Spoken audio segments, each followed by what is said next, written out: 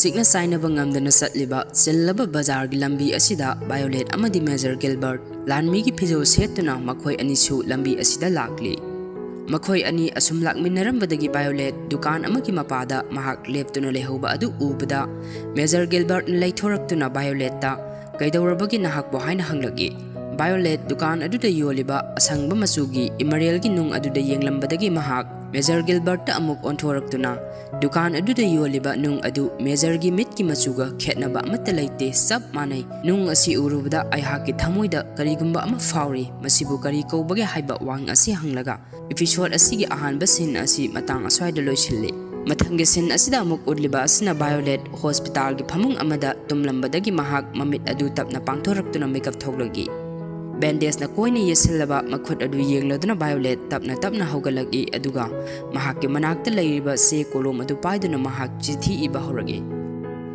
Major Gilbert aihak hospital asida leirakpa ngasiga thana numit sama kunni mapung phare haksangi asokpasingsu ngamnamak phare pangalsu yamna kankhatle khud saleng otpadi kharadi nungaitri adubu aihak duty tawbudi ngamlagani maram asina aihak thabak amuk khanna tawba haujarage haina mahakna sithigi marol asi iri asumna mahakna sithi asi iringai mahakna pairamliba kolom adu mahakki makhuttagi nanthaduna leimaida takhirami mahakna kolom adu khungat ke haiduna tawringai tanja aduda thongnawdagi nungsit humjilaktuna mahakna iramliba sithi adu nungsit aduna humdoktuna pukhirami somdana Colonel Hodgins Violet na leiriba hospital adu tamna mahak sulaklami mahakna lambida asum lakpada mahakna Violet ki maramda wa ngangliba asi aikhoina taba fangi nupi maza asi hingli haiba asi kana amatana khangde adubu mahakpu khangba miyo singnadi nupi maza asi miyoiba amanate manbagi wani mahakti thamoi pandaba langi khutlaini mahakti lan changu haina order tawrubasu adumak changkhini mahakti langi khutlaini haidana soidana haina gani haina asumna khanduna Colonel Hodgins hospital adu da sanglaki Colonel Hodgins mahak hospital adu ki manungda mahak Violet ki maramda wakhal khanduna asum changlaki Nurse nupi amana mahakpu kaurakpada Colonel Hodgins khangdunu leithoragi Nurse aduna Violet na leiriba ka adu Colonel Hodgins ta taklami matam aduda Violet ki ka aduda karigumba ama takhibagi makhol thokraklami makhol adu tabada Colonel Hodgins Violet ki ka aduda sensilagi Violet mahakki phamung adudagi mahak tadunu leiramba adu ubada Colonel Hodgins sensinduna Violet bu hogatpirami Violet tapna hogalagi aduga Colonel Hodgins ta onsinduna Major Gilbert ti laktrabara haina hanglami Colonel Hodgins na mahakti mafam asida lakti haina khumi madu tabada Violet na amuk Major Gilbert mayumda halaklabra mahak landa yamna thina sokhrabani mahak bu hojik phawba hinglibra haina Colonel Hodgins ta hanglagi Colonel Hodgins ta paukhum adu pige tawi adubu nurse aduna marak thachinduna Violet ta mahak hojik hospital asidagi discharge toba yaragani Colonel Hodgins na mahak bu lawba laglibani haina haragi Colonel Hodgins na su nurse aduna hariba adu summi mahak bu lawba laglibani haina haragi Colonel Hodgins ki ming adu taavda Violet phamlambadagi phuk hogalagi aduga Colonel Hodgins ta salam kotuna mahak Colonel Hodgins ni haiba kawrure mahak pu ngakpiyo haina hairami Colonel Hodgins na mahak pu yari haiduna phamhalli aduga Violet ta mahak pu ningsinglibra haina hanglami Violet na ningsingli sar mamangda aikhoi anirak thengnakhre training tawphamda amuk aduga lan changdringai nungdang aduda su thengnakhre haina khummi Colonel Hodgins na summi nahak na hariba adu hojikpu nahak pu kari tawlimlibano haiduna Colonel Hodgins na table aduda leiriba se aduda yengduna hanglaki Violet na aihak Major Gilbert ta report ama irambani doctor singna asumna iba sanarabadi aihak ke khud asi yamna thuna pharakani hai adu Major Gilbert ti kamdauri haina hanglaki wahang adu tabda Colonel ngaihak tuminna lei aduga hairagi yam ka hina khanjilunu aihak na mafam asida lakleba asi mahaki order ni haina mahakna asumna pau khumbirami Violet na adudi mahak karisu tawdre natra doctor na haibadadi lal adu ai khoina ngamle hai adu hojikna amuk aigi thabak Major na kari oina pirabagi haina hanglagi Colonel Hodgins na nahak dress hana hongdok o ai khoi hojik chatlagadawbani ai gari thorang tawramlagi hairaga Colonel adu mapanda thokre Violet mahaksu mapimaro sesinduna mahaksu Colonel Hodgins ka satnanabagidamak mahaksu mapanda thoglagi mapanda leramliba nurse nupi aduna mahakki mapot masai yawba suitcase adu Violet ta pibirami Violet mahakki suitcase adu hangdoktuna mahak check tawri nurse nupi aduna makha taragi ngahanna yaurakpa yarabani maduda makhoina army base ta oina thamlamlaba zatni nahakki potsai singsi haina hairami Violet mahakki suitcase adu check tawrambadagi mahakna Emerald gi nung adu yauramdaba aduda mahakna nurse aduda mahakki nung adudi kadaida thamlamle haina mahakna pakhatna hangi nurse nupi adusu ipa pakhatna nahakna lairamba game adudagi lairamba khudingmakni puraklibase ataidi khangde haina hairagi madu tabada Violet mahakki suitcase adu paikhattuna mahak nung adu thirukhi ge haina senge tawi adubu Colonel Hodgins na mahakpu khamlami madudagi Violet na mathamoi sokna nung adu Major gi gift ni Major na mangonda pirakhibani haina hairami maduda Colonel Hodgins na nung adu mahakna phangnaba soiden thigani haina promise tawduna Violet ki mabukning phathaduna mahakna Violet pu gari aduda haptuna pubiragi gari manung aduda tongna Violet na Colonel Hodgins da mahak karamba matamda Major gi mafamdagi order fangani hojik oriba condition asitadi mahak duty fajana mapung phana tawbadi ngamkhiroi haina hairagi mahak ki wafam adubu Colonel Hodgins na atopa nakal amada thaidoknaba hotnari mahakna phina saba sanapot ahum puthорактuna Violet da mahak ki hospital dagi discharge tawbagi harauba phongdokpa oina sanapot ama khallo haina hairami mahakna karamba sanapot pambano khangdabadagi mahakna sanapotsing adu loina leisilaklabani haina swairami matam masida Violet na mahak sanapotsing adu darkar oide mahak pamde haina tapna hairagi masida Colonel na ama khandaba yaroi nahakna ama khandragadi prithvi asi ngasi kairagani haina phagi tawduna sanapot ama namduna khalhanli madudagi Violet na huinaw masa ama khalami Colonel Hodgins na mahakna huinaw masa adu khalliba adu karigino haina hangi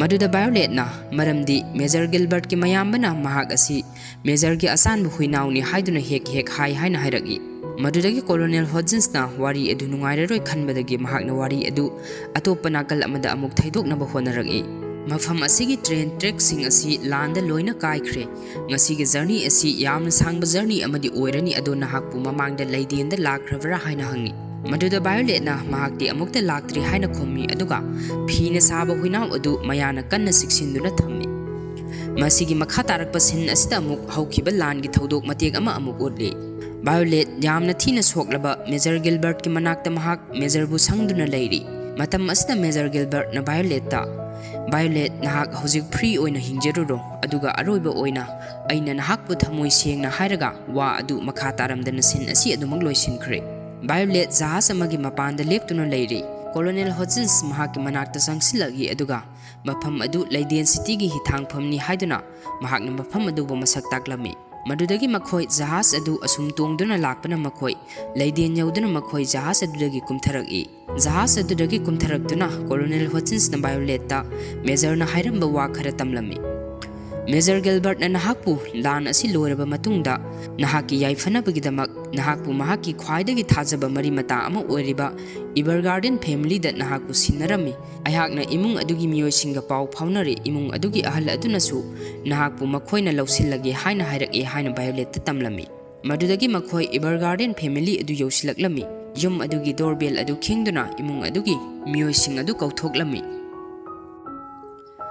imung adugi ahal orabi nupi Tiffany thoklaktuna makhoibu harau tayamna oklami Colonel Hodgins na Tiffany bu Violet ta masak taglami aduga mahak bu greet taw haina hairami madudagi Violet na salam kotuna nupi adubu greet tawi maduda Colonel Hodgins na salam kotrabasu yare haifetang nontharaga adumak yare haina haibirami madudagi makhoi imungda sanglaktuna sa thaklami mayam adu makhutta sa glass amamam paiduna sa adu thaklami adubu Violet mahak mayam aduda tuminna yengduna leirami mahakki matau adu ubada imung adugi ahal oirami nupi aduna mahakki maming kauduna sa adu thaku haina haragi madudagi Violet mahakki makhut aduna sa glass adu thangatnaba yamna kanna hotnarami mahakna yamna wana glass adu thangatnaba hotnariba matau adu ubada nupi aduna ngamdrabadi yamna force tawruranu mahak lale haina haragi adubu nupi aduna asumna haringai Violet na sa glass adu mahakna paikhatpa ngamdaduna mahakna table aduda thadaduna mahakki makhutta asaba sa adu songlami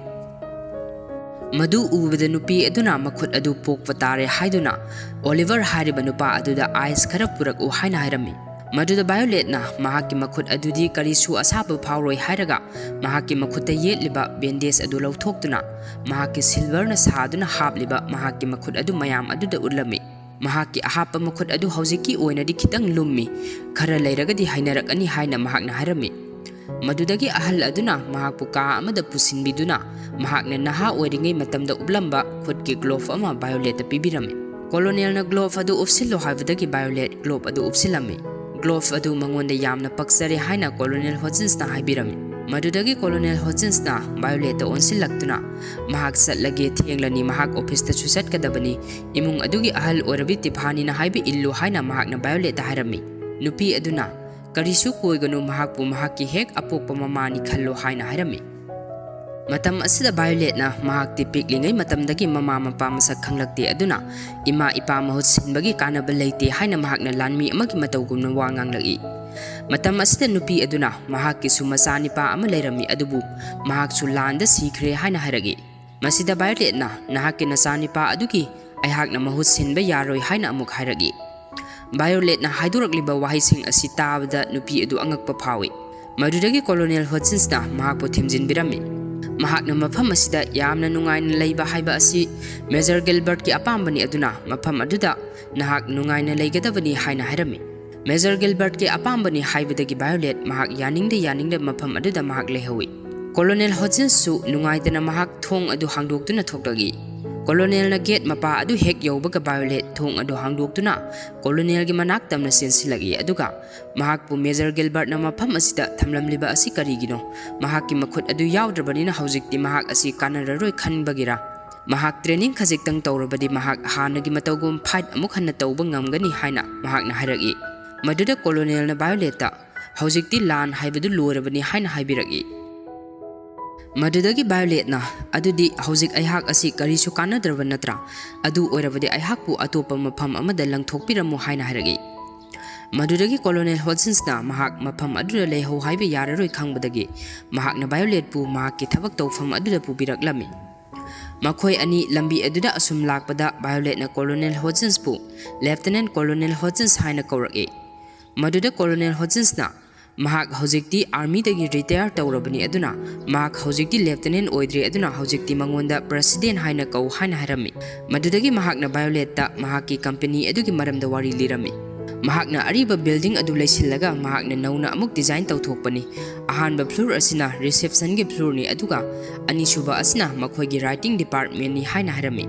Mafam aduda makhoina client sing adugi chithi sing adu makhoina iribani. Haujik chithi iba haijadaba mi mayam ama leiribani haina haragi. Maduda Violet na mahaksu Major na iba paba takpibadagi hairakpani natrabani mahaksu hairamloi haina haragi. Madudagi Colonel Hodgins na makha taragi. Lan asi loiraba matungda aihakna business ama haudoki haina khanki. Matam aduda government gi chithi thadok thajin gi leiriba department sing asi praja mayamdadi masigi khudongchaba asi phangde aduna aihakna masigi business asi mai pakani khanbadagi mahakna business asi tawbani haina haragi. Madudagi Colonel Hodgins salambadagi sab lepi aduga Violet ta onsilaktuna Gilbert na mahakpu mahakki makhutta sinaramlabani aduna haujikti Major gi mahutta mahakna oina order piragani nahak haujiksu adumak kanaba mi ama oribani aduna haujik nahak mafam asida thabak tawgadabani haina harami. Madudagi Colonel Hodgins na Benedict hariba mahakki mamanaba postman adu kauthokduna Violet pu masak taklami. Hariba postman adu mahakna lan adu haudringai matamdagi khangnaraklaba mamanabani haina sohairami. Madudagi Colonel na Benedict ta Violet pu mahakki thabak sing adu masak tagu mahak bank ta salukhi haramlaga Violet pu Benedict ki makhutta sinarami. Madudagi Benedict na Violet ta mahakki mapot masai thampham amadi mahakki mafi marol sing adu Violet ta sinarami. Madudagi mahakna chithi sing adu makhoigi address sing adu da khandoktuna rek sing adu da thamu chithi sing adu yamna yambani aduna tapna khandoku aduga warak abakanda mafam aduda pothanaba ka leibani maduda pothau haramlaga mahak thabak satkirami. Madudagi numit tasilaktuna Benedict su mahakki thabak adu loiduna halagle adubu matam adu phawda Violet ngasai Benedict na haramba thabak sing adu mahak pothadana thabak adu loigadabagi tawramba adu ubada Benedict ngaklami. Madudagi mahakna thabak adu koina tawmalle khara su pothagadabani ngasi loiba ngamdraga hayengsu adumak tawba yai haina haibiragi. Maduda Violet na mahakti hanadagi yamna koina duty tawduna lagi aduna masida karisu problem laite haina hairagi. Madudagi Benedict na fare adudi nahak delivery oina chatlo haina amuk hairagi. Maduda Violet na delivery di karamna chatkani haina hangi. Madudagi Benedictna City Aduki Makok Aduda Iriba addressing Aduda Yenglaga addressing Aduda Pigadabani Haina Haramaga Mahak Satlagi Haramlaga Mahak Satkre. Colonel Hodgins Mahak Su Tabak Adu Loiduna Gari Amada Tongduna Mahak Lagli. Lambida delivery Satpagi Mi Adu Ubada Mahagna Nungdang Asi Powder Tabak Toba Company Lady Haina Kalami. Adubu delivery Satliba Mi Adu Violet Orambadagi Mahak Violet ki manak to sense laktuna Mahak Nungdang Aduda Kari Tauribano Haina Hangi. Violet na Mahak delivery Satlibani Haina Kumi. Madudagi Colonel Hodgins na Benedict ki manak to laktuna Violet pu delivery Sat Bagi Ngangnami. Benedict na Ihak na Haibadi Hayeng Nongalaga Haibani Haina Harami. Madudagi numidangi saklian ama makoy ahum samin na duna. Benedict pumayum da thilamlaga Colonel Hodgins ama de Violet lambi aduda office tam na lagli. Lambi aduda sat na Colonel Hodgins na Violet da question kara hangi. Major Gilbert ki mangon da piramba last order adu nahak ningsing libra haina hangi. Masida Violet na ningsingli nahak mapam asidagi sen crow aduga free oini hingluro haina hairami. Aduga aina nahak pu hairaga Haiba Loidringai Colonel na Makhatari. Nahak asi hek piklingai daki army base ta adumak leraglabani. Nahak duty mayam ama mapung phana tawduna laglabani. Nahak haujikti para mayam ama tamgadaba watli. Nahak ki haukiba punsigi thaudoksing aduna. Nahak ki haksang adu haujik sumaina saklibani haina hairagi. Violet angang oibanina mahak Colonel na hariba wa adu mahak na lausinba ngamde. Madudagi Colonel Hodgins na Mahak ko na sauraglaba matamda mahak na hariba mayam adu soidana khanglakani haraga mahak na Violet pu mahaki ka adu da thinjin birami. Violet nungdang adu mahak yumthak adu da phamduna mahak ki makhut adu yengduna lairi. Madudagi nongalagtuna mahak office adu gi thongnaw sing adu sengdoktuna lairi. Matam asida office ki thong adu hangdoktuna nupa ama sangsilagi aduga Violet ta Miss Doll haina koragi. Violet na mahakti Doll nate mahakti Violet ni haina khumlami.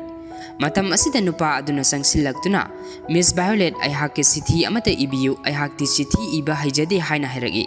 Madudagi Violet na mahak na iyo hariba adu karino haina hairagi. Madudagi nupa aduna mahak ki khungang aduda mahak ka khangnajabi nupi amalai. Haujik nupa atopa amagi luhongbagi proposal phangya haiba paw amatai. Maduda sithi amata ibiyu haina hairagi. Sithi gi marol sing adu Doll nupi amana yamna phajaba wahi wata sing sizinaduna iri. Nahakti aihaki punsina ihan hana thengnakiba yamna thaujan haibi amani. Nahakna aihaki di pumnamakni nahaki damaktadi aihakna tawba ngamloidaba taibang pan asida karisu leite. Nahaki thamoida hojik kari phauri haibadu aihak yamna khangningi. Aikhoi ani hojik lapnarabasu aihakti nahakpu adumak nungsiri haina. Hairaga sithigi marol adu yarabra haiduna Doll nupi aduna nupa aduda hangi. Sithigi marol sing adu tarubada Violet mahaki haukiba punsigi wari sing amadi Major na haikiba khudingmak ningsinglaklami. Madudagi Doll nupi aduna haujikti sithi asi delivery gidamak first floor da sinabiruro aikhoigi auto memory Doll service asibu sizinabibagdamak adombo hainingai leitana thagatsari harami. Madudagi nupa adu mafam adu thadoktuna chatkre. Madudagi nupi aduna onthorakpada Violet upu amagi manakta leptuna leramba adu ubada mahak kanano haina hanglagi. Mafam aduda leiriba mi mayam adu mangonda yengduna lei. Madudagi Violet na nupi aduda onsilaktuna nupa aduna mahakna nupi adubu nungsi haina haininge haiba asi nahakna kamdauna khanglebano haina hanglami. Masidagi Colonel Hodgins ki office ta Violet Colonel Hodgins ka wari sarami. Violet na mahak auto memory Doll service asida mahak su Doll ama oina haibadi sithi ibagi thabak asi mahak su tawgi haina hairami. Mahak ki makhut adu kolom paiba yadrabasu mahak typewriter di namba ngamgani aduna mahak su thabak asi tawge haina harami. Madudagi Colonel Hodgins na nahak na thabak asi tawningliba asi karigino haina hanglagi. Maduda Violet na mahak nungsiba haiba asi karino khangningi aduna mahak na thabak asi tawningbani. Major na mangonda mahak ki last order adu piraba matungda mahak na aibu nungsi haina harami. Madu aihak na karino haiba hojik phawba gyan tadri aduna aihak na thabak asi tawningbani haina haragi. Madudagi Colonel Hodgins na makhataragi. Mafam asida thabak tawriba miyoising asidi madu khanglaga tawba ngaktani adubu nahakti masi khangde. Phare kari sukaide haina haragi. Madu tabada Violet masa adu yamna harawi. Madudagi Colonel Hodgins na wari liragi.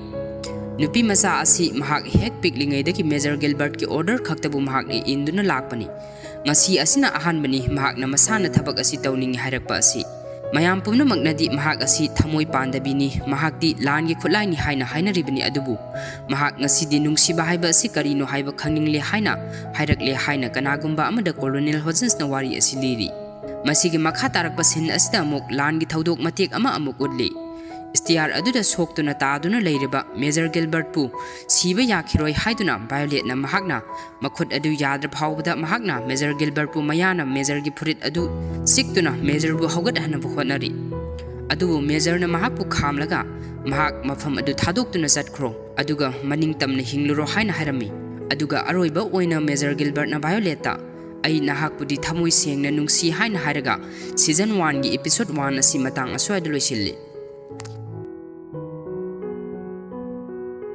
Anisuba episode asigi ahanba sin asida udliba asi sahi mari gi mamangni leiden gi thangpham oiriba steamer hariba mafam adudani Captain Died Fred Bougainvillea mahaki ka aduda famduna leiri masida Captain Died Fred Bougainvillea hariba army captain asi Lieutenant Major Gilbert ki hek pokminaba mahaki mayambani mayambagi ka aduda Major Gilbert jangshilagi manaw nupa adu ubuda Captain Died Fred Bougainvillea na nahak pu karam tawribagi hanagi nahaki awabagi saktam adu hawjiksu ahongba amata leite nahak asi pabaga onthokna su manakre haiduna mahakna noktuna hairagi madudagi Major Gilbert na amuk nahaksu ahongba karisu leite nahaki nasam adu kakthatlabadi phagadawbani paba leramlabadi nahaki nasam adu pharaga soidana kakthatlagadawbani haina khumage maduda captain na adu bulaibak phabadi mahak hawjik sikredana haina hairagi mahaki wahi aduna Major Gilbert mamai adu suktokpa adu ubada amuk phagi tawbani haina captain na hairagi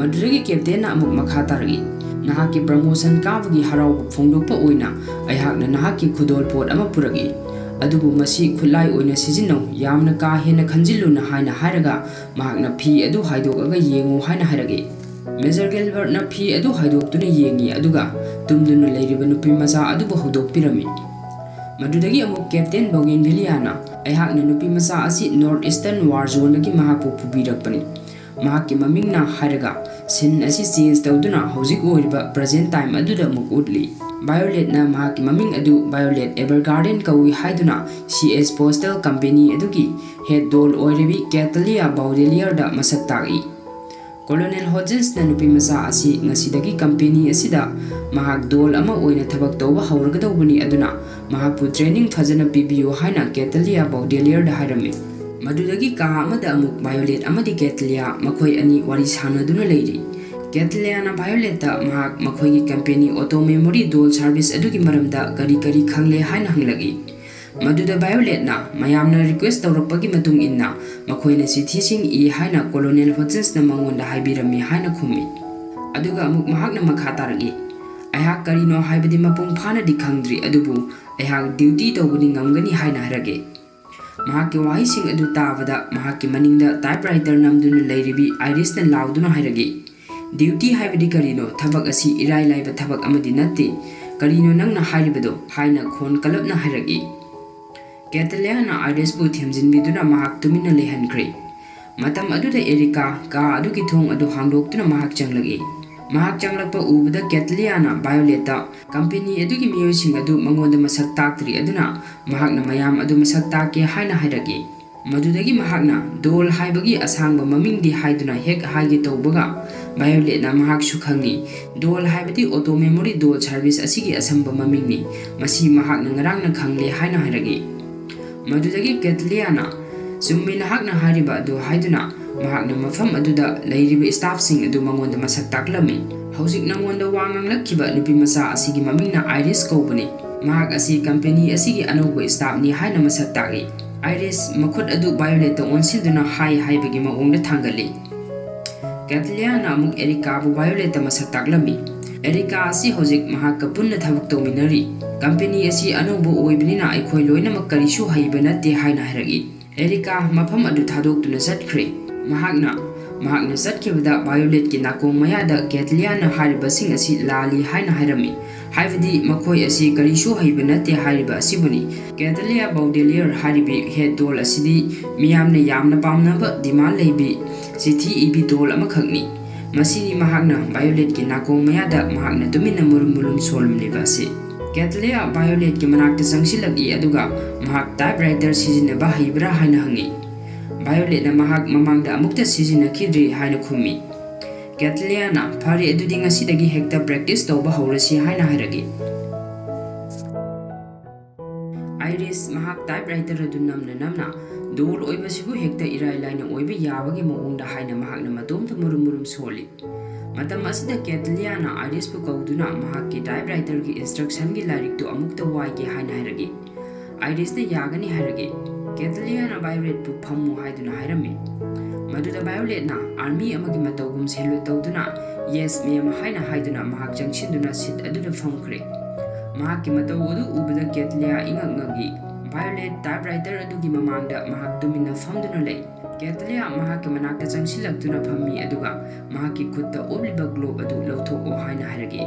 Iris su mahak ki instructions ki larik adu pibulagi. Violet mahak ki makhutta obliba globe adu mahak ki mayana siktuna lawthogi.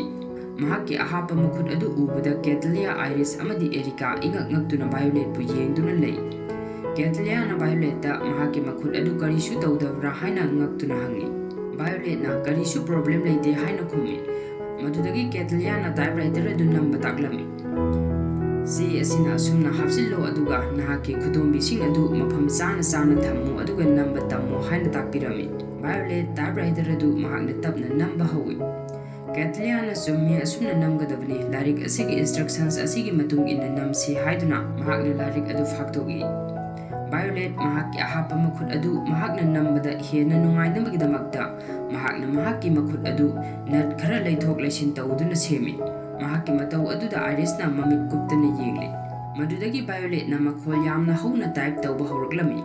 Makhol adu tabada Ketlea na taba ngamdraduna mahakna Violet ta ngai kho haina harami. Adu Violet Ketlea na hairiba wa adu tade. Madudagi Ketlea na lepo haina lauragi. Violet sab leptuna lay. Madudagi mahakna type tawba adu khara tapna tuminna taw haiduna takpirami. Matamdi asum hawkhiduna nungthilgi pung 12 taraduna lunch timing yausilaklami. Lunch timing yausilakpa asida staff sing adu haraurami. Benedict lunch timing yausilakpa asida Nerine amati Lilian ki manakta changsilakduna mahakki fried noodles yauri lunch adu makhoi punna saminasi haina hairami. Nupi ani aduna karisu thawsadana makhoi gidi yarani aduga reception room adudasu yam phaba saduna muk changsilakno haramlaga makhoi chatkhre. Benedict mahakki fried noodles adu matomta saduna mahak murum soli. Aina asuk wana hotnaraga thank you phau hainingdaba aduga makhoigi manakta changsilakano su haijaba sari. Haujikan nupi singsi mata amani thabakna marol ama suningdriba perfume manamna marol ama namthiriba ina khunba nupa khaktani makhoina pamise. Handak mapoksimagi ai thabak tawba nupi amata phangaroi haina mahakna pendana soli. Manakta phamliba hanuba aduna karisu khallunuda haina haragi. Matam aduda thong adu hangdorabduna Iris amadi Erika sanglagi. Makhoi ani ubada Benedict na amuk makhoi ani kauduna mahakki fried noodles yauri haina lauragi. Iris na yare aikhoi chaningdre aduga he ha haina pangkauda karokano haramlaga makhoi ani su amuk chatkhre. Madudagi hanuba aduna fried noodles adu mahak oina sage haiduna makhoi ani chaminarami. Iris amadi Erika makhoi ani wari saduna ka amada sanglagi. Iris na address mayam asi ibda aidi pelabani ngasi su reservation ani laklami adubu makhoi loina Ketlea khaktabu hangni. Makhoi ani asum wari sanaduna lakpana ka amada sangsilaktuna makhoi ani ka aduda thariba sofa aduda makhoi ani famlami aduga amuk wari saba horagi. Iris na makha taragi. Leidendagi mafam asi tana aihakti dol oijaruge khanduna lakpani adubu haujikti address ta adum iduna leire. Aduga mi mangkhibagi missing report mayam amaga masini aina haurik tawrise haiduna Erika da mahakki bendaba mayam adu phongdoktuna liri. Erika na summin hakna hariba adu haina khumi. Anoba lakpa nupi masadu mahakti hana army da yaurami haibra kaino haina Iris na Erika da tammi. Erika na summi adu mahak angang ojirabasu hairaga mahakna wangang ba loidringai Iris na makha taragi. Mahakti dol oihanba yaroida wakhal ama ikhan khandabugum tawi madugi nupi masadu mahak thabak asiga sanaroida haina mahakna Erika da tammi. Erika tuminna wangangdana Iris na ngangliba wahising adu mahak taduna lei. Iris na muk makha taragi. ꯑꯩꯗꯤ ꯆꯤꯊꯤ ꯏꯅꯤꯡꯕꯅ ꯂꯣꯏꯔꯕꯅꯤ ꯑꯗꯨꯁꯨ ꯏꯆꯝ ꯆꯝꯕ ꯆꯤꯊꯤꯒꯤ ꯅꯠꯇꯦ ꯑꯐꯥꯎꯕ ꯃꯤꯑꯣꯏꯁꯤꯡ ꯃꯌꯥꯝ ꯑꯃꯒꯤ ꯂꯚ ꯂꯦꯇꯔ ꯑꯗꯨꯕꯨ ꯁꯤꯒꯨꯝꯕ ꯊꯕꯛꯁꯤꯗꯤ ꯀꯦꯇꯂꯤꯌꯥꯅ ꯍꯦꯛꯇ ꯇꯧꯈꯤ ꯍꯥꯏꯅ ꯃꯍꯥꯛꯅ ꯑꯦꯔꯤꯀꯥꯗ ꯂꯤꯔꯤ ꯑꯦꯔꯤꯀꯥ ꯃꯍꯥꯛꯀꯤ ꯋꯥꯔꯤꯁꯤꯡ ꯑꯗꯨ ꯇꯨꯃꯤꯟꯅ ꯇꯥꯗꯨꯅ ꯂꯩꯔꯤ ꯁꯣꯝꯗꯅ ꯑꯃꯨꯛ ꯕꯤꯜꯗꯤꯡ ꯑꯗꯨꯒꯤ ꯁꯦꯀꯦꯟ ꯐ꯭ꯂꯣꯔ ꯑꯗꯨꯒꯤ ꯁ꯭ꯇꯦꯌꯔ ꯃꯊꯛ ꯑꯗꯨꯗ ꯂꯦꯞꯇꯨꯅ ꯀꯣꯂꯣꯅꯦꯜ ꯍꯣꯖꯤꯟꯁꯅ ꯀꯦꯇꯂꯤꯌꯥꯗ ꯚꯥꯏꯑꯣꯂꯦꯠ ꯀꯝꯗꯧꯔꯤ ꯍꯥꯏꯅ ꯍꯪꯉꯤ ꯀꯦꯇꯂꯤꯌꯥꯅ ꯑꯩꯅ ꯃꯍꯥꯛꯄꯨ ꯂꯟꯆ ꯆꯥꯃꯤꯟꯅꯁꯤ ꯍꯥꯏꯗꯨꯅ ꯍꯥꯏꯕꯅꯤ ꯑꯗꯨꯕꯨ ꯃꯍꯥꯛꯇꯤ ꯌꯥꯔꯅꯤ ꯍꯥꯏꯔꯛꯏ ꯅꯨꯃꯤꯠ ꯆꯨꯞꯄ ꯑꯃ ꯃꯍꯥꯛ ꯇꯥꯏꯄꯤꯡ ꯄ꯭ꯔꯦꯛꯇꯤꯁ ꯇꯧꯗꯨꯅꯇ ꯂꯩ ꯀꯣꯂꯣꯅꯦꯜ ꯍꯣꯖꯤꯟꯁꯅ ꯑꯩꯁꯨ ꯈꯪꯉꯤ ꯀꯔꯤꯁꯨ ꯅꯠꯇꯕꯗ ꯅꯪꯉꯣꯟꯗ ꯑꯋꯥꯕ ꯄꯣꯠꯂꯨꯝ ꯑꯃ ꯍꯦꯛ ꯊꯥꯡꯒꯠꯄꯤꯔꯤ ꯍꯥꯏꯗꯨꯅ ꯀꯣꯂꯣꯅꯦल ꯍꯣꯖꯤꯟꯁꯅ ꯀꯦꯇꯂꯤꯌꯥꯗ ꯅꯨꯡꯉꯥꯏꯇꯕꯒꯤ ꯃꯑꯣꯡ ꯑꯗꯨ ꯎꯠꯂꯤ ꯃꯇꯝ ꯑꯁꯤꯗ ꯕꯦꯅꯦꯗꯤꯛ ꯑꯣꯐꯤꯁ ꯑꯗꯨꯒꯤ ꯊꯣꯡ ꯑꯗꯨ ꯍꯥꯡꯗꯣꯛꯇꯨꯅ ꯊꯣꯛꯂꯛꯏ ꯕꯦꯅꯦꯗꯤꯛ ꯎꯕꯗ ꯀꯦꯇꯂꯤꯌꯥꯅ ꯇꯧꯒꯦ ꯍꯥꯏꯕꯒꯤ ꯃꯇꯥꯒꯨꯝ ꯀꯦꯇꯂꯤꯌꯥꯅ ꯀꯣꯂꯣꯅꯦꯜ ꯍꯣꯖꯤꯟꯁꯇ ꯀꯣꯟꯁꯤꯟꯗꯨꯅ ꯉꯁꯤꯗꯤ ꯃꯍꯥꯛꯅ ꯗꯤꯅꯔ ꯇ꯭ꯔꯤꯠ ꯇꯧꯒꯗꯕꯅꯤ ꯍꯥꯏꯅ ꯕꯦꯅꯦꯗꯤꯛ ꯇꯥꯅꯕ ꯍꯥꯏꯔꯛꯏ ꯕꯦꯅꯦꯗꯤꯛ ꯄꯤꯂꯔ ꯑꯗꯨꯒꯤ ꯃꯔꯨꯝ ꯑꯗꯨꯗ ꯂꯩꯁꯤꯟꯗꯨꯅ ꯀꯦꯇꯂꯤꯌꯥꯅ ꯍꯥꯏꯔꯤꯕ ꯋꯥꯍꯩꯁꯤꯡ ꯑꯗꯨ ꯇꯥꯔꯤ ꯀꯦꯇꯂꯤꯌꯥꯁꯨ ꯍꯥꯏꯒꯤ ꯌꯥꯎꯅ ꯕꯦꯅꯦꯗꯤꯛꯅ ꯇꯥꯕꯗ ꯅꯨꯡꯉꯥꯏꯔꯣꯏꯗꯕ ꯋꯥꯍꯩꯁꯤꯡ ꯑꯗꯨ ꯀꯣꯂꯣꯅꯦꯜ ꯍꯣꯖꯤꯟꯁꯇ ꯍꯥꯏꯖꯤꯜꯂꯤ ꯀꯣꯂꯣꯅꯦꯜ ꯍꯣꯖꯤꯟꯁꯅ ꯀꯦꯇꯂꯤꯌꯥꯕꯨ ꯏꯟꯊꯣꯛꯂꯒ ꯃꯍꯥꯛ ꯍꯟꯗꯛ ꯊꯥꯒꯤ ꯇꯣꯂꯣꯞ ꯐꯪꯗ꯭ꯔꯤ ꯑꯗꯨꯅ ꯗꯤꯅꯔ ꯑꯗꯨ ꯇ꯭ꯔꯤꯠ ꯇꯧꯕ ꯉꯝꯈꯤꯔꯣꯏ ꯍꯥꯏꯔꯝꯂꯒ ꯃꯍꯥꯛ ꯆꯠꯈ꯭ꯔꯦ ꯑꯣꯐꯤꯁ ꯃꯅꯨꯡꯗꯅꯤ ꯀꯦꯇꯂꯤꯌꯥ ꯃꯍꯥꯛ ꯃꯐꯝ ꯑꯃꯗ ꯆꯠꯅꯅꯕꯒꯤꯗꯃꯛ ꯃꯍꯥꯛꯀꯤ ꯃꯄꯣꯠ ꯃꯆꯩꯁꯤꯡ ꯑꯗꯨ ꯂꯣꯏꯁꯤꯜꯂꯤ ꯑꯥꯏꯔꯤꯁ ꯆꯦ ꯈꯔ ꯄꯥꯏꯗꯨꯅ ꯀꯦꯇꯂꯤꯌꯥꯒꯤ ꯃꯅꯥꯛꯇ ꯆꯪꯁꯤꯜꯂꯛꯏ ꯑꯗꯨꯒ ꯑꯦꯗ꯭ꯔꯦꯁꯁꯤꯡ ꯑꯗꯨ ꯏꯕ ꯂꯣꯏꯔꯦ ꯍꯥꯏꯗꯨꯅ ꯀꯦꯇꯂꯤꯌꯥꯗ ꯎꯠꯂꯤ ꯀꯦꯇꯂꯤꯌꯥꯅ ꯑꯥꯏꯔꯤꯁꯄꯨ ꯃꯍꯥꯛꯀꯤ ꯊꯕꯛ ꯑꯗꯨ ꯂꯣꯏꯁꯤꯟꯕꯒꯤꯗꯃꯛ ꯃꯍꯥꯛꯄꯨ ꯊꯥꯒꯠ ꯋꯥꯍꯩꯒ ꯂꯣꯏꯅꯅ ꯃꯍꯥꯛꯄꯨ ꯊꯥꯒꯠꯄꯤꯔꯝꯃꯤ ꯃꯗꯨꯗꯒꯤ ꯑꯥꯏꯔꯤꯁ ꯆꯤꯊꯤꯁꯤꯡ ꯑꯗꯨ ꯗꯦꯂꯤꯚꯔꯤ ꯗꯤꯄꯥꯔꯠꯃꯦꯟꯇ ꯑꯃꯨꯛ ꯄꯤꯁꯤꯜꯂꯨꯔꯒꯦ ꯍꯥꯏꯔꯒ ꯃꯍꯥꯛ ꯆꯠꯈ꯭ꯔꯦ ꯀꯦꯇꯂꯤꯌꯥ ꯚꯥꯏꯑꯣꯂꯦꯠꯅ ꯇꯥꯏꯞꯔꯥꯏꯇꯔ ꯅꯝꯂꯤꯕ ꯃꯐꯝ ꯑꯗꯨꯗ ꯆꯪꯁꯤꯜꯂꯛꯏ ꯑꯗꯨꯒ ꯃꯍꯥꯛꯅ ꯂꯦꯞꯄ ꯂꯩꯇꯅ ꯍꯣꯠꯅꯔꯤꯕ ꯑꯗꯨꯕꯨ ꯊꯥꯒꯠꯄꯤꯔꯝꯃꯤ ꯑꯗꯨꯒ ꯄ꯭ꯔꯦꯛꯇꯤꯁ ꯇꯧꯕ ꯑꯗꯨ ꯉꯁꯤꯒꯤ ꯑꯣꯏꯅꯗꯤ ꯂꯣꯏꯁꯤꯜꯂꯣ ꯍꯥꯏꯅ ꯍꯥꯏꯔꯛꯏ ꯚꯥꯏꯑꯣꯂꯦꯠꯅ ꯅꯝꯂꯤꯕ ꯆꯦꯁꯤꯡ ꯑꯗꯨ ꯌꯦꯡꯗꯨꯅ ꯀꯦꯇꯂꯤꯌꯥꯅ ꯚꯥꯏꯑꯣꯂꯦꯠꯄꯨ ꯃꯍꯥꯛ ꯍꯥꯟꯅꯗꯒꯤ ꯌꯥꯝꯅ ꯏꯝꯄ꯭ꯔꯨꯚꯃꯦꯟ ꯂꯩꯔꯦ ꯍꯥꯏꯅ ꯍꯥꯏꯕꯤꯔꯝꯃꯤ ꯃꯇꯝ ꯑꯁꯤꯗ ꯚꯥꯏꯑꯣꯂꯦꯠꯅ ꯃꯁꯤꯒꯤ ꯈꯨꯠꯂꯥꯏ ꯑꯁꯤ ꯑꯉꯛꯄ ꯑꯃꯅꯤ ꯍꯥꯏꯅ ꯍꯥꯏꯔꯛꯏ ꯇꯥꯏꯞꯔꯥꯏꯇꯔ ꯑꯗꯨꯕꯨ ꯈꯨꯠꯂꯥꯏꯅꯤ ꯍꯥꯏꯅ ꯍꯥꯏꯔꯛꯄ ꯑꯗꯨ ꯇꯥꯕꯗ ꯀꯦꯇꯂꯤꯌꯥ ꯉꯥꯏꯍꯥꯛ ꯉꯛꯇꯨꯅ ꯂꯩ ꯑꯗꯨꯒ ꯆꯨꯝꯃꯤ ꯅꯍꯥꯛꯅ ꯍꯥꯏꯔꯤꯕ ꯑꯗꯨ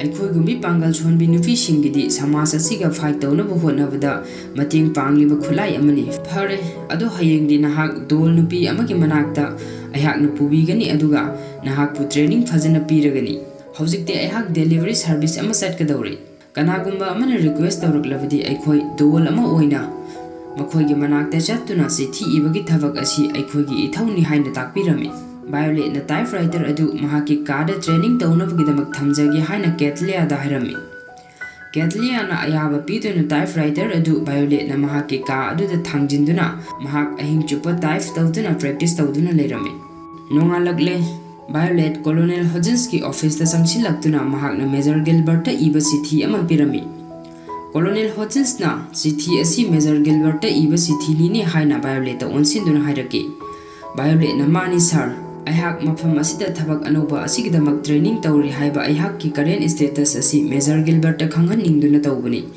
ꯃꯦꯖꯔ ꯍꯧꯖꯤꯛ ꯃꯍꯥꯛ ꯊꯕꯛ ꯌꯥꯝꯅ ꯆꯤꯜꯂꯤꯕ ꯅꯠꯇ꯭ꯔꯥ ꯑꯗꯨꯅ ꯃꯍꯥꯛ ꯑꯩꯒ ꯎꯅꯕ ꯐꯪꯗꯕ ꯅꯠꯇ꯭ꯔꯥ ꯍꯥꯏꯅ ꯃꯍꯥꯛꯅ ꯀꯣꯂꯣꯅꯦꯜ ꯍꯣꯖꯤꯟꯁꯇ ꯍꯪꯉꯤ ꯀꯣꯂꯣꯅꯦꯜ ꯍꯣꯖꯤꯟꯁꯅ ꯃꯥꯅꯤ ꯐꯔꯦ ꯅꯍꯥꯛꯀꯤ ꯆꯤꯊꯤꯁꯤꯡ ꯑꯁꯤ ꯑꯩꯍꯥꯛ ꯊꯥꯕꯤꯈ꯭ꯔꯒꯦ ꯑꯗꯨ ꯅꯍꯥꯛꯄꯨ ꯇ꯭ꯔꯦꯅꯤꯡꯗꯤ ꯀꯝꯗꯧꯔꯤꯒꯦ ꯍꯥꯏꯅ ꯚꯥꯏꯑꯣꯂꯦꯠꯇ ꯍꯪꯉꯤ ꯚꯥꯏꯑꯣꯂꯦꯠꯅ ꯌꯥꯝꯅ ꯐꯖꯅ ꯆꯠꯊꯔꯤ ꯄ꯭ꯔꯣꯕ꯭ꯂꯦꯝ ꯀꯔꯤꯁꯨ ꯂꯩꯇꯦ ꯍꯥꯏꯅ ꯈꯨꯝꯃꯤ ꯀꯦꯇꯂꯤꯌꯥꯅ ꯗꯦꯂꯤꯚꯔꯤ ꯁꯔꯚꯤꯁ ꯑꯗꯨ ꯆꯠꯊꯣꯛꯈ꯭ꯔꯤꯉꯩ ꯀꯝꯄꯦꯅꯤ ꯑꯗꯨꯗ ꯆꯤꯊꯤ ꯏꯕꯤꯌꯨ ꯍꯥꯏꯗꯨꯅ ꯂꯥꯛꯄ ꯀꯁꯇꯃꯔꯁꯤꯡ ꯑꯗꯨꯒꯤ ꯆꯤꯊꯤꯁꯤꯡ ꯑꯗꯨ ꯑꯥꯏꯔꯤꯁ ꯑꯦꯔꯤꯀꯥ ꯑꯃꯗꯤ ꯚꯥꯏꯑꯣꯂꯦꯠꯅ ꯏꯔꯝꯃꯤ ꯑꯗꯨꯕꯨ ꯃꯈꯣꯏꯅ ꯏꯔꯤꯕ ꯆꯤꯊꯤꯁꯤꯡ ꯑꯗꯨꯒꯤ ꯃꯔꯣꯜꯁꯤꯡ ꯑꯗꯨ ꯌꯥꯝꯅ ꯐꯖꯗꯕ ꯑꯃꯗꯤ ꯁ꯭ꯇ꯭ꯔꯦꯠ ꯐꯣꯔꯋꯥꯔꯗ ꯑꯣꯏꯕ ꯑꯗꯨꯗ ꯀꯁꯇꯃꯔꯁꯤꯡ ꯑꯗꯨ ꯌꯥꯝꯅ ꯁꯥꯎꯔꯝꯃꯤ ꯑꯃꯨꯛꯁꯨ ꯀꯁꯇꯃꯔ ꯅꯨꯄꯥ ꯑꯃꯅ ꯃꯈꯣꯏꯅ ꯏꯔꯤꯕ ꯆꯤꯊꯤꯁꯤꯡ ꯑꯗꯨꯒꯤ ꯃꯔꯣꯜ ꯑꯗꯨ ꯃꯍꯥꯛꯅ ꯄꯥꯝꯗꯦ ꯑꯗꯨꯅ ꯃꯍꯥꯛꯅ ꯄꯩꯁꯥ ꯄꯤꯔꯣꯏ ꯍꯥꯏꯅ ꯍꯥꯏꯔꯝꯃꯤ ꯚꯥꯏꯑꯣꯂꯦꯠꯅ ꯃꯍꯥꯛꯅ ꯄꯥꯝꯗꯕꯒꯤꯗꯃꯛ ꯆꯤꯊꯤ ꯏꯕꯒꯤ ꯄꯩꯁꯥ ꯄꯤꯔꯣꯏ ꯍꯥꯏꯕ ꯑꯗꯨꯗꯤ ꯑꯥꯏꯟꯒꯤ ꯋꯥꯡꯃꯗꯅꯤ ꯅꯍꯥꯛꯅ ꯄꯥꯝꯗꯕ ꯃꯐꯝꯁꯤꯡ ꯑꯗꯨ ꯍꯥꯏꯔꯛꯎ ꯑꯩꯈꯣꯏ ꯁꯦꯝꯗꯣꯛꯀꯦ ꯍꯥꯏꯗꯨꯅ ꯃꯍꯥꯛꯅ ꯅꯨꯄꯥ ꯑꯗꯨꯒꯤ ꯃꯅꯥꯛꯇ ꯆꯪꯁꯤꯜꯂꯛꯏ ꯅꯨꯄꯥ ꯑꯗꯨꯅ ꯚꯥꯏꯑꯣꯂꯦꯠꯇ ꯃꯍꯥꯛ ꯆꯪꯁꯤꯜꯂꯛꯀꯅꯨ ꯍꯥꯏꯗꯨꯅ ꯚꯥꯏꯑꯣꯂꯦꯠꯀꯤ ꯂꯦꯡꯖꯨꯝ ꯑꯗꯨ ꯄꯥꯏꯗꯨꯅ ꯏꯟꯊꯣꯛꯀꯦ ꯇꯧꯏ ꯑꯗꯨꯕꯨ ꯚꯥꯏꯑꯣꯂꯦꯠ ꯏꯔꯥꯏ ꯂꯥꯏꯕ ꯅꯨꯄꯤ ꯃꯆꯥ ꯑꯃꯗꯤ ꯅꯠꯇꯦ ꯄꯤꯛꯂꯤꯉꯩꯗꯒꯤ ꯑꯥꯔꯃꯤꯗ ꯇ꯭ꯔꯦꯅꯤꯡ ꯇꯧꯗꯨꯅ ꯑꯃꯗꯤ ꯂꯥꯟ ꯀꯌꯥ ꯁꯣꯛꯅꯗꯨꯅ ꯂꯥꯛꯂꯕꯤ ꯅꯨꯄꯤ ꯃꯆꯥ ꯑꯃꯅꯤ ꯃꯍꯥꯛꯅ ꯅꯨꯄꯥ ꯑꯗꯨꯅ ꯄꯥꯏꯔꯛꯂꯤꯕ ꯃꯈꯨꯠ ꯑꯗꯨ ꯂꯩꯊꯦꯛꯇꯨꯅ ꯇꯦꯕꯜ ꯑꯗꯨꯗ ꯅꯨꯄꯥ ꯑꯗꯨꯕꯨ ꯅꯝꯁꯤꯜꯂꯝꯃꯤ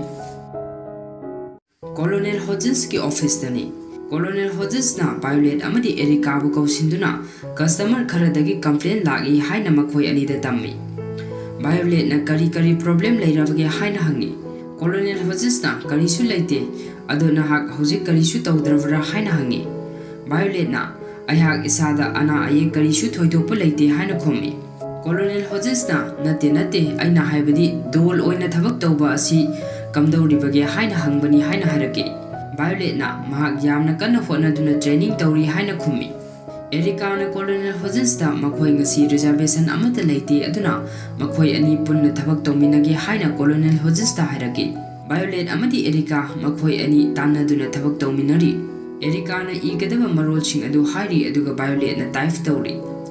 थबक अदुगी मरक थतुना एरिकाना बायोलेटदा महाकने थबक असि तौनिंगलिबा असि करिगिनो हाइना हंगी। बायोलेटना पाउखुम अदु पीद्रिंगे ऑफिसकी थोंग अदु हांगदोक्तुना नुपी अमा संगलकी। एरिका हौगतुना नुपी अदुबु ओक्लमी अदुगा लेटर इबगी रिक्वेस्ट तौबिगदौबरा हाइना हंगी। नुपी अदुना चिठी इबगी नत्रबदि मफम असिदा करिगी लाकनी हाइना खुम्मी। एरिकाना बेबार तौदुना फजबा मओंगदा नुपी अदुदा महाकना पामलिबा चिठीसिंग अदु अैखोयगी ऑटो मेमोरी डोल सर्विस असिना सोयदना इजगनी हाइना हायरमी। नुपी अदुना कैटलिया बाउडेलियर हारिबा डोल नुपी अदुदि कदाइदा लई हाइना हंगलकी। एरिकाना महाकती बिजनेस ट्रिप अमा चटख्री हाइना खुमी। नुपी अदुना अैदि चिठी अदु महाकना इहनिंगबनी फरे अदुबु लैत्रबनिना हाइदुना महाकना चिठीगी मरोलसिंग अदु हाइबा हौरके। महाकना चिठीगी मरोलसिंग अदु एरिकादा तमलदुना यामना फजबा रोमांटिक लेटर अमा इरकु हाइना हायरमी। मतम अदुदा बायोलेट थोक्लक्तुना चिठी अदु महाकना टाइप तौदुना इरमी। मथंगी नुमितनी ngarang चिठी पुदुना चटखिबि नुपी अदु यामना साउदुना ऑफिस अदुगी थोंग अदु हांगदोक्तुना जंगलगी अदुगा मखोयना चिठी अदुदा इरिबा मरोल अदु करिनो हाइना महाकना यामना साउना लाउरकी। कैटलिया बाउडेलियरना नुपी अदुबु तपथनबा हायरमी। अदुगा आइरिसता नुपी अदुगी चा अमुक्तक सेंबिरगो हाइना हायरमी। चा अदु थकना मखोय वारी सानरी। बायोलेटना नुपी अदुदा चिठीगी मरोलसिंग अदुदि महाकना हाइबगी मतुंग इन्ना इबनी हाइना हारकी। नुपी अदुना यामना साउना करिनो नंगना हारिबा अदु अैहाकना थाखिबा चिठी असि नुपा अदुना साउदुना मुक अैंगोंदा हलकले। नाहकना इरिबसिंग अदु नसाना अमुक्ता पारको हाइना हायरमी। चिठीगी मरोलसिंग अदु बायोलेटना पारमी। चिठीगी मरोलसिंग अदु ताबदा कैटलियाना कस्टमर नुपी अदुदा मखोयबु ngakpiyu चिठीगी मरोलसिंग असि खरा स्ट्रेट फॉरवर्ड ओइमनख्रे हाइना हाइदुना नुपी अदुगी पुकनिंग अदु थेमजिनबिरमी। Hotel अमदा बायोलेट अमदी Cattleya फमली। कैटलियाना बायोलेटता महाक करी चाबा पामी हाइना हंगी। बायोलेटना महाकदी इसिंग खरा थकलगा यारनी हाइना खुम्मी। कैटलियाना वेट्रेस अदुदा चा अनि ऑर्डर तौरमी। कैटलियाना बायोलेटता महाकना डोलगी थबक असि मंगोंदा पिसिलिबा असि खितंग थुमल्ले थबक असि इराय लाइबा थबक अमदी नत्ते हाइना हाइबिरमी। बायोलेटना अैहाक हौजिकसु ज्ञान ताबा ngамद्रि। चिठी अदु महाकना इयो हाइबगी मतुंग इन्ना अैहाकना इखिबनी। कैटलियाना वाही हाइबसी यामना लुबनी वाही खुदिंगमक्की तोंगान तोंगानबा अर्थ यामना लई। कनागुंबा अमना महाकना हाइरिबा वाहीसिंग अदु लोइनमक अचुंबदि नत्ते मसी मियोइबसिंगी असोनबनी। महाकना हाइनिंगलिबा वाहीसिंग अदु हाइदोरकलिबा वाहीसिंग अदुगा ओना तैनरंबसु याय। फरे अैहाक नुपा अदुगी मनाक्ता इसामक चतुना ngakpiyu हाइना हाइजररगे हाइना बायोलेटता हायरमी। बायोलेट होटल अदुदगी थोक्लक्तुना महाक लंबी अदुगी मताय अदुदा लाक्ली। महाकना लंबी अदुदा चटलिंगै थोंग अदुदा आर्मीगी फिजोल सेटपा नुपा अमा उरमी। नुपा अदु मनिंगलोमदगी येंगबा अदुदा महाकना नुपा अदु मेजर गिलबर्टनी खंदुना महाकना तानरकई अदुगा नुपा अदुदा मेजर गिलबर्ट हाइना कौरमी। अदुबु नुपा अदु ओंथोरकपा अदुदा मेजर गिलबर्ट ओरमद्रबदा बायोलेट निंगबा कायना थोंग अदुदा महाक लेपदुना लेहुई।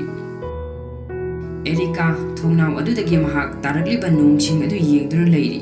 बायोलेट मपानदा नोंग मरक अदुदा चटपा अदु उबदा महाक मपानदा थोक्लगी अदुगा बायोलेट बु येंगदुना लई। एरिका थोक्लकपु उबदा बायोलेटना लेपदुना एरिकादा अैहाक नंगोंदा वाहंग अमता हंगे यागदरा हाइना हंगलगी। एरिका इंगक ngakna येंगदुना लई। बायोलेटना मखा तारगी अैहाक असिबु डोल अमा ओइबदा मतिक चारिब्रा। मतम असिदा एरिकाना नहाक खक्ता नते अैहाकसु अदुमना खल्लिबनी हाइना हारगी। बायोलेटना अैना हंगलिबा असि नंगी नते अैगिनी हायो अैहाक असि डोल अमा ओइबदा मतिक चारिब्रा हाइना बायोलेटना मथमोय सोकना हंगलगी। एरिकाना चादे नहाक थबक असि तौबदा मतिक चादे नहाकना थबक असि करिगी तौनिंगलिबनो हाइना हंगी। बायोलेटना मकोक अदु नोंथदुना अैहाक नुंसिबा हाइबा असि करिनो खंगनिंगी हाइना हारगी। एरिकाना अदुना लोइरब्रा हाइना हंगलगी। बायोलेटना लोइरे मसि खक्तनी अैहाकना खंगनिंगलिबा ꯋꯥꯍꯩꯁꯤꯡ ꯑꯁꯤꯅ ꯃꯤꯑꯣꯏꯕ ꯑꯃꯒꯤ ꯃꯍꯥꯛꯀꯤ ꯏꯃꯣꯁꯟ ꯑꯃ ꯐꯣꯡꯗꯣꯛꯏ ꯍꯥꯏꯕꯗꯤ ꯑꯩꯍꯥꯛꯁꯨ ꯈꯪꯏ꯫ ꯃꯦꯖꯔꯅ ꯋꯥꯍꯩꯁꯤꯡ ꯑꯗꯨ ꯑꯩꯉꯣꯟꯗ ꯍꯥꯏꯔꯝꯂꯤꯕ ꯑꯗꯨ ꯀꯔꯤꯒꯤꯅꯣ ꯍꯥꯏꯕ ꯑꯩꯍꯥꯛꯅ ꯈꯪꯅꯤꯡꯏ ꯑꯗꯨꯅ ꯑꯩꯍꯥꯛ ꯊꯕꯛ ꯑꯁꯤ ꯆꯥꯟꯅꯗ꯭ꯔꯕꯁꯨ ꯑꯩꯍꯥꯛ ꯊꯕꯛ ꯑꯁꯤ ꯑꯗꯨꯃꯛ ꯇꯧꯈꯤꯅꯤ ꯍꯥꯏꯅ ꯍꯥꯏꯔꯛꯈꯤ꯫ एरिका अमदि वायोलेट ऑफिस मनुंगदा मखोय अनी चंगलकी। आइरिस अमदि कोलोनेल होजिन्सना सानरिबा वारी अदु मखोय अनीसु तारम्मि। आइरिसना वायोलेटना दोल अमा ओइना थबक तौदुना लैबा हाइबसि मंगोंदा यामना वाना थोकनी। अैखोयगी कंपनी असी हौजिक यामना नौरिबा कंपनी अमनी कैटलियागिदमक चिठी इबियु हाइदुना रिक्वेस्ट मयाम अमा लागे हौजिकसु। असुमना वायोलेटना दोल ओदुना लैरबदि कंपनी असी मिंचत थिजिलकनी अदुना महाक थबक असी तोखल्लो हाइना हारगी। कोलोनेल होजिन्सना नते महाक मतम खरा येंखिसि हाइना खोमि। मतम अदुदा थोंग अदु हांदोक्तुना एरिका चंगसिलकी। वायोलेटसु मतुंग इनरकी। कोलोनेल होजिन्सना मखोय अनी उबदा कैदौरबगे हाइना हंगी। एरिकाना अैहाक करी हाइगदबनो खंगदे अदुबु वायोलेट थबक असिदगी तोखनगुमसि। महाक टाइप तौबदा यामना थुना अमदि सोयहंदना तौबा ngami aduna mahak member list ikhatpa address ibana singba thabaksinga asi mahakna soidana tauba ngamgani aduga mahak matam khara tamlabadi mahak letter ibasu soidana ngamlakhigani sanbiduna mahak pu thabak asidagi tokhanbiganu haina haraki Violet na natte mahakna hariba si onari nahak pu aihak asi dol ama oibida matik jade haina haikibadaini haina Violet na haraki Erika tawpham khangdana mahak lukthaduna lei Erika lambi aduda chatna mahak matomta wakhal khanduna lakri dol ama oibida matik jadabide aihakni masinani aihakna mahakki michang changliba asi tashengbati typewriter hariba machine asi Dr. Olarna puthoklambani mahakki nupi Molly haribi asi afawi Nobel ibi Nobelist amani adubu mahak mamit tangkhibadagi mahak Nobel iba ngamkhidre maram asina mahakna typewriter asi mahakki nupigidamak puthoklambani Dr. asina machine asibu auto memory doll haina maming tholami adubu hojikti maming asi industry gi maming oina ole Violet mahaka thingnarubadagi aihakki matam kuina kaururaba manglan adu amuk hana ningsinghalle matam kuina phumduna thamluraba aigi thamoi asi mahakna amuk mikap thokhanbiri nongmadi aihaksu miyamgi thamoi bu sumatpa ngamba chithi iba soidana ngamlakhini haina mahakna khanjarami mathangi numitni Violet dol oja amagi manakta chatnanabagidamak mahakpu Catliana mafimarol sesinbirami Colonel Hodgins na mahakpu haugatlu haiduna Violet pu haugatlalle Colonel Hodgins na Violet ta yenglaga dress adu mangonda yamna fajare yamna pakchare haina haibirami aduga se masi masu kawganu kharadi thengkhre hairaga mahakna Violet ta box masa ama pirami box adu hangdokpada major na pirakhiba emerald gi nung adu ubada Violet yamna haraurami Colonel Hodgins na nung adu aihakna black market tagi amuk purakpani